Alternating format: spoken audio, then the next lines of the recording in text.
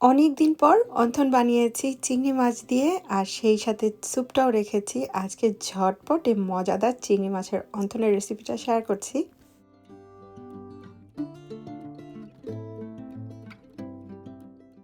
আসসালামু আলাইকুম, সেলিনাস ক্রিয়েটিভিটি থেকে আমি সেলিনা আপনাদের সবার সাথে নতুন আরও একটা ব্লগ ভিডিও শেয়ার করছি। আশা করছি আজকের ভিডিওটা আপনাদের ভালো লাগবে। এই সময়টা কম বেশি ঠান্ডা পড়তেই থাকে। আজকে সন্ধ্যাবেলায় মনে হলো একটু স্যুপ রান্না করি। আর স্যুপ রান্না করতে গেলেই মনে হয় সাথে তো ক্রিস্পি একটা কিছু থাকতেই হবে। ভাবতে ভাবতে মনে হলো যে চিংড়ি মাছের রন্ধনটা অনেকদিন বানাইনি, আজকে বানিয়ে ফেলি। হঠাৎ ডিসিশনে যেহেতু খাবারগুলো বানাচ্ছি, যা আজকে বানিয়েছি সব একদম ফাঁকিবাজিতে আর অফ ক্যামেরায় অনেক কাজ করেছি। তবে রেসিপিটা যেহেতু আপনাদের সাথে শেয়ার করব, তাই টুকটাক রেসিপির অংশগুলোই নিয়েছি। আমি মাঝে মাঝে চিংড়ি মাছ আর সবজি মিলিয়ে একটা রোলও বানাই, সেটাও স্যুপের সাথে খেতে বেশ ভালো লাগে। তবে আজকের রেসিপিটা একটু স্পেশাল। তো এখানে আমি কিছু মশলা কাটাকাটি করে রেডি করে নিয়েছি। আর এই পাশে আমি মিডিয়াম সাইজের যেই চিংড়ি মাছগুলো আছে ওগুলোর পুরোপুরি কেটে বেছে ধুয়ে পরিষ্কার করে নিয়েছি। আর এই যে লেজের অংশটা, এটা আমি আস্ত রেখেছি। লেজের দিকে কিছুটা চামড়াও আমি রেখেছি, এতে করে দেখতে সুন্দর হবে। চিংড়ির উপরের অংশ বা মোটা পাশটা করেছি কি ছোট ছোট করে কেটে নিয়েছি। এগুলোকে এখন আমি কিমা করে নিব। কিমা বলতে এগুলোকে আমি ছুরি দিয়ে একদম মিহি ছোট ছোট পিস করে নিব। লেজের পাশটা বাহিরে দিব। তো আপনারা অবশ্যই এটা খেয়াল রাখবেন যাতে আমরা যখন স্টাফিংটা করব এর ভেতরে চিংড়ি মাছটাও থাকবে, লেজটা উপরের দিকে থাকবে। তো সেই আন্দাজে আপনারা কেটে নেবেন। যদি চিংড়ি মাছ আমার এগুলোর মতো বড় হয় তখন কাটবেন, না হয়তো এরকম আস্তই রেখে দিতে পারেন। ডুবো তেলে যেহেতু এগুলো ভাজবো, তাই এ পর্যায়ে তেলটা আমি খুব কম দিয়েছি, 1.5 টেবিল চামচ কি 2 টেবিল চামচ দিয়েছি। প্রথমে আমি পেঁয়াজ, থেতো করা রসুন আর আদা একসাথেই ভুনে নিব। এখানে বলতে পারেন 3 টেবিল চামচের মতো পেঁয়াজ ছিল, থেতো করা 1 চা চামচ রসুন ছিল, হাফ চা চামচ আদা ছিল। মিনিট খানিক মশলাগুলোকে ভেজেছি, একটা কাঁচা গন্ধ ছিল, সেটা যখন চলে যাবে এখানে ঝাল অ্যাড করে দিয়েছি। কাঁচামরিচটা আপনারা আপনাদের পছন্দ মতো দিবেন। এই ধরনের জিনিসগুলো ঝাল হলেই ভালো লাগে। যাই হোক, এর মধ্যে দিয়ে দিয়েছি আমি চিংড়ি মাছ কুচি। চিংড়ি মাছ কুচি ছিল হাফ কাপের একটু বেশি। আচ্ছা, এখানে একটা জিনিস বলছি, চিংড়ি মাছটা দেওয়ার সাথে সাথেই আপনারা নেড়ে চেড়ে এই মাছের পিসগুলোকে ঝুরঝুরে করে দিবেন। তা না হয় হবে কি দলা পেকে শক্ত হয়ে যাবে। আর এই চিংড়ি মাছকে খুব বেশিক্ষণ ভাজা যাবে না, 1 মিনিট ভাজবেন। যখন লালচে হয়ে যাবে ঝটপট বাকি সব উপকরণ মিলিয়ে দিবেন। 1 টেবিল চামচ লাইট সয়া সস দিয়েছি। আমি এখানে বাঁধাকপি আর গাজরের একটা মিশ্রণ দিয়েছি। সবজিটা আপনারা চাইলে চিংড়ি মাছের সমপরিমাণ দিতে পারেন, চিংড়ি মাছ থেকে কমিয়েও দিতে পারেন, আবার চাইলে চিংড়ি মাছের থেকে সবজিটা একটু বাড়িয়েও দিতে পারেন। যাই হোক, সব কিছুকে ঝটপট মিলিয়ে নিচ্ছি। আর অবশ্যই এখানে লবণ দিতে আপনারা ভুলবেন না। আমি বলতে ভুলে যাই, তবে আপনারা অবশ্যই লবণ ঝাল এগুলো চেখে আপনাদের মন পছন্দে এই সবজিটা তৈরি করে নেবেন। মিডিয়াম হাই হিটে সবজিটা আমি 1 মিনিট রেখেছি। যখন পুরো সবজিতে ভাপ চলে এসেছে এখানে দিয়ে দিলাম ধনিয়া পাতা আর অল্প একটু ব্ল্যাক পেপার। ব্যাস, এই সবজিগুলোকে আমরা কচকচাই নামিয়ে নিব, কারণ এগুলোকে তেলে ভাজার পর বেশ খানিকটা নরম হয়ে যাবে। তো সেই জন্যই বললাম এই সবজিকে এরকম শক্ত শক্ত রেখে আমাদেরকে নামাতে হবে। সন্ধেবেলায় বাচ্চাদেরকে হোমওয়ার্ক করাতে এসেই এই খাবার বানাতে ইচ্ছে হলো। তো ওরা আমার পেছনে ডাইনিংয়ে বসে ওদের হোমওয়ার্ক করছে, আমি যতটুকু পারছি হেল্প করছি, পাশাপাশি রান্নার কাজটাও সেরে নিচ্ছি। খুব ঠান্ডা যখন পড়ে তখন স্যুপটা খেতে বেশ ভালো লাগে। তো আজকে হঠাৎ ডিসিশনেই স্যুপটা বানাচ্ছি। আমি স্যুপের কোনো ধরনের স্টক করিনি, জাস্ট পানি দিয়ে আজকে বানাবো। আর স্যুপ আর অন্থন খেলে তো পেট ভরবে না, ওই কারণে একটা রাইস করছি। আর এটা হচ্ছে আমার সেই তান্দুরি চিকেনের রাইসটা। আমার মামি শাশুড়ির দেওয়া সেই থাই গাছের পাতা, আমি শীতকালে প্রায়ই না কয়েকটা পাতা দিয়ে বাসায় স্যুপ বানিয়ে ফেলি। তবে আগে থেকে যদি প্ল্যান থাকে তো সুপার মার্কেট থেকে আমি লেমন গ্রাসটা আনিয়ে রাখি। তারপরও হঠাৎ যখন বানাই এই পাতা দিয়েই আমি বানাই। মাশাআল্লাহ, কয়েকটা পাতা দিলে বেশ ঘ্রাণ হয়। তবে কেন জানি গাছটাতে না আর কোনো ডাল বের হচ্ছে না। সেই যে 2টো ডাল হয়েছে ওই 2টো ডাল দিয়েই মানে এখনও আমি স্যুপ বানাই।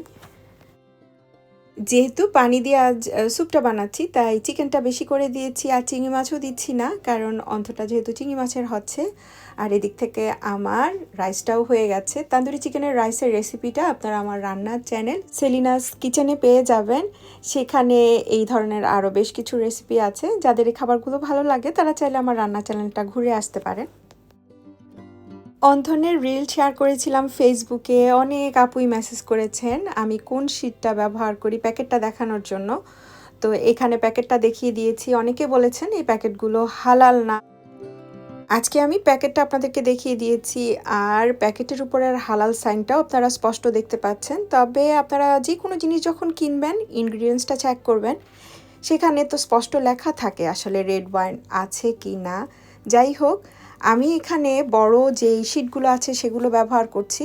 আর অনেকে আছেন না আমাকে জিজ্ঞেস করেন যে আপু তুমি সমুচা কী দিয়ে বানাও, সমুচার শিট কোথায় পাও।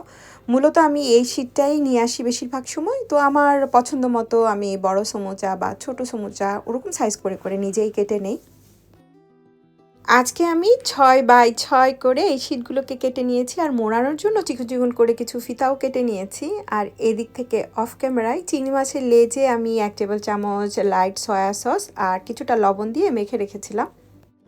ওই যে শুরুতেই বললাম একদম হঠাৎ ডিসিশনে বানাচ্ছি, তাই আজকে সমুচার শিট দিয়ে আমি অন্থনগুলো বানাচ্ছি। তবে সত্যি কথা যদি বলি বা আমার পছন্দের কথা যদি বলি তাহলে বলবো আপনারা অন্থন বানানোর জন্য না নিজেই ডোটা তৈরি করে নেবেন। সেটা খেতে সব থেকে বেশি মজার হয়, কারণ এই শিটগুলো তেল খায় তো আর অনেক বেশি ক্রিস্পি হয়ে যায়। আমার কাছে কেন জানি ভালো লাগে না। এখানে আমি একটা শিট নিয়েছি, কারণ আমরা যখন পুটলিটা বাঁধবো গোড়ার দিকটা মোটা হয়ে যাবে, তবে নিচের এই স্টাফিংয়ের জায়গাটা পাতলা থাকবে।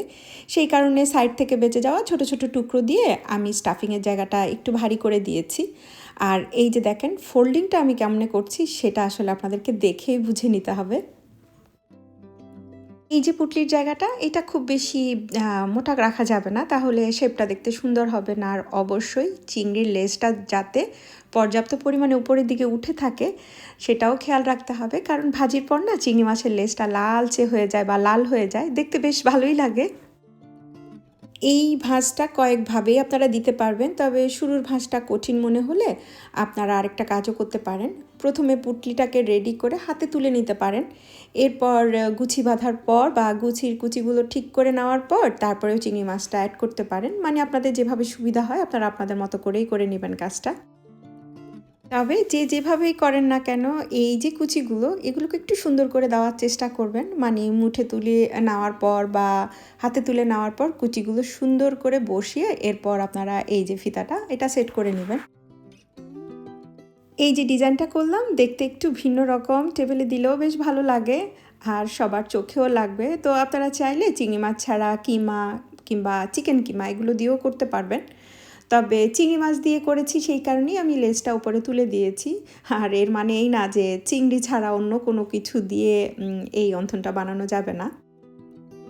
আমার আগের ভিডিও যারা দেখেছেন তারা হয়তো খেয়াল করেছেন চিংড়ি মাছ দিয়ে আমি বেশ কিছু রোলও বানিয়েছি। তো সেই ক্ষেত্রে হয় কি, রোল বানানোর পর একটা সাইড আমি ওপেন রাখি, ওপেন সাইডে আমি লেজের কিছুটা অংশ বের করে রাখি আর অপর পাশটা আমি বন্ধ করে রাখি। সেটাও আপনারা বানাতে পারেন যদি আপনাদের এই ধরনের ভাঁজগুলো দিতে কষ্ট হয়। একদম সময় লাগে না, খুবই ঝটপট এই ফোল্ডিংটা আপনারা দিতে পারবেন। যাই হোক, আমি এক পাশে আগেই সবগুলো রেডি করে নিয়েছি, এখন আমি এগুলোকে ভেজে নিব। তবে এগুলো ভাজার জন্য আমাদেরকে একটা ডিপ কড়াই নিতে হবে, তা না হয় এগুলোর যে শেপটা ওটা নষ্ট হয়ে যাবে। এটা কিন্তু খুব ইম্পর্ট্যান্ট একটা জিনিস। গত 4-5 বছর আমি ইউটিউবে কাজ করছি, আর প্রতি বছরই রোজার প্রিপারেশনে আমি কিন্তু বেশ কিছু নাস্তা বানিয়ে ডিপ ফ্রিজে রাখি। তবে আমার ভিডিওগুলো দেখা যায় আপনারা পেতে পেতে রোজা প্রায় শুরুই হয়ে যায়। তো যাদের আসলে এই ধরনের কাজগুলো করে রাখতে হয় বা করতে যারা পছন্দ করেন তাদের কাছে আমার একটা ছোট্ট রিকোয়েস্ট থাকবে, আপনারা আমার ইউটিউব চ্যানেলটা ভিজিট করতে পারেন, সেলিনাস ক্রিয়েটিভিটি নামেই আছে, এবং সেখানে গিয়ে প্লেলিস্টে আপনারা আমার সমস্ত রেসিপি আলাদা আলাদাভাবে পেয়ে যাবেন। আর ফেসবুকে গত 1-1.5 বছর কাজ করছি, তো সেখানেও বেশ কিছু ভিডিও আছে, তবে সেখানে আসলে সেভাবে ক্লিয়ার করে নেই। তারপরও আমি বলবো পুরনো ভিডিওগুলো একটু চেক করলে হয়তো বা আপনারা পেয়ে যাবেন। এর মাঝে আমি চারটা করে আমার এই অন্থনগুলো আজকে ভেজে নিয়েছি। এগুলোকে অনেক বেশি দিলে হবে কি, এই যে চারপাশে যে আঁকাবাঁকা পাতা ওগুলো নষ্ট হয়ে যায়।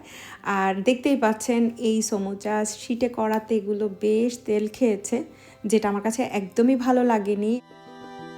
খেতেও বেশ অয়েলি লেগেছে। তবে আপনারা যদি নিজের হাতে অন্থনের এই শীটটা বানিয়ে নেন তাহলে খেতেও বেশ ভালো লাগে আর দেখতেও আরও অনেক বেশি সুন্দর হয়।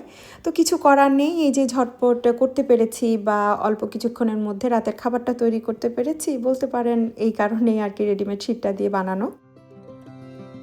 পুরটা কিন্তু বেশ মজার হয়, চিংড়ি মাছের খুব সুন্দর একটা ঘ্রাণ থাকে। যারা ট্রাই করেছেন তারা অবশ্যই এর স্বাদটা জানেন, আর যারা ট্রাই করেননি তারা অবশ্যই একবার হলেও বানিয়ে খাবেন। আর যারা রিলস দেখে বলেছেন ভেতরে চিংড়ি মাছ কাঁচা থেকে যাবে, তাদের জন্য ভেতরটাও একটু দেখিয়ে দিচ্ছি। চিংড়ি মাছ যে লাল হয়েছে সেটা দেখেই বুঝতে পারছেন। যাই হোক, বিদায় নিয়ে নিচ্ছি। আসসালামু আলাইকুম।